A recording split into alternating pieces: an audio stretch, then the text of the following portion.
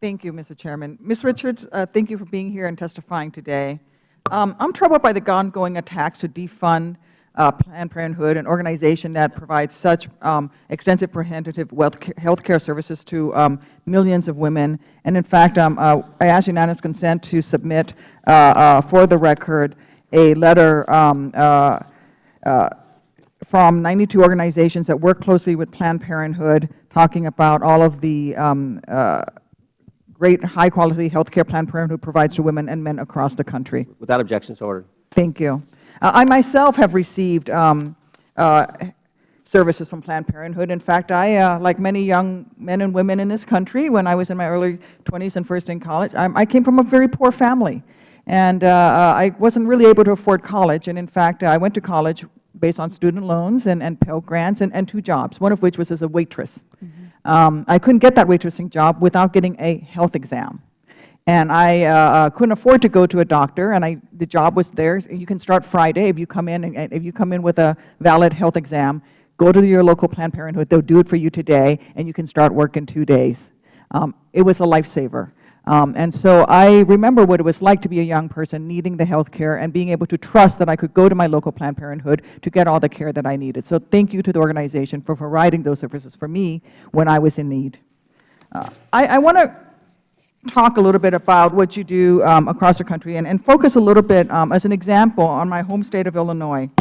I think it's a critical point that 96% of the services at Planned Parenthood, according to your most recent annual report, are for preventative and screening services. In fact, in Illinois for 2015, and I think, tell me if these numbers sound accurate to you, nearly 60,000 patients were served over the course of approximately 110,000 visits in Illinois. Nearly 50,000 visits were for contraceptive services, and over 34,000 visits were for STDs testing and treatment. 7,000 visits were for cancer screenings. Does that sound about right to you, Ms. Richards? That does. Thank you. Yes, Congress. Thank you.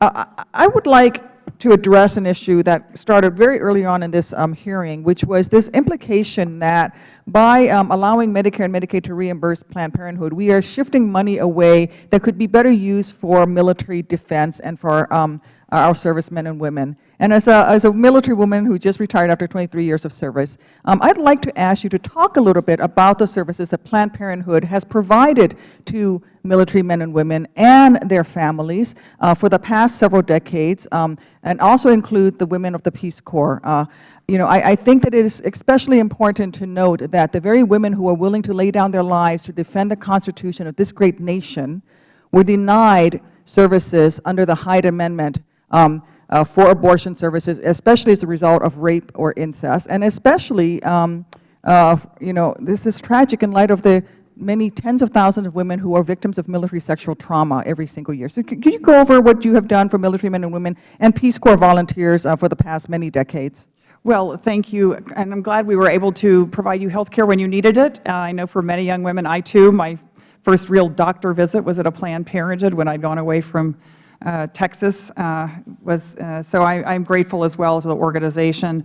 We do serve everyone, and that is really our mantra is care no matter what. We believe it's so important that no matter what walk of life someone comes from, whether they're insured, whether they're in the military, that they get services. In fact, I remember the last time that this House of Representatives went through a similar exercise. I remember hearing from a woman in North Carolina who said, she wrote in, she said, I don't know if they know that us military wives go to Planned Parenthood when the doctor on base can't see us. And so I do know that we serve military families all over this country, and we're proud to do so. Can you talk a little bit about Senator Murray's bipartisan legislation to allow Women, Veterans, and Families Health Services Act, which would allow us access to IVF treatment, many of us for infertility issues caused by a military service, being withdrawn as a result of the attacks on Planned Parenthood? Well, I'm not familiar with all the details of her bill, but I know Senator Murray has been a strong advocate for ensuring that women in the military get the same types of services that women do here in the States.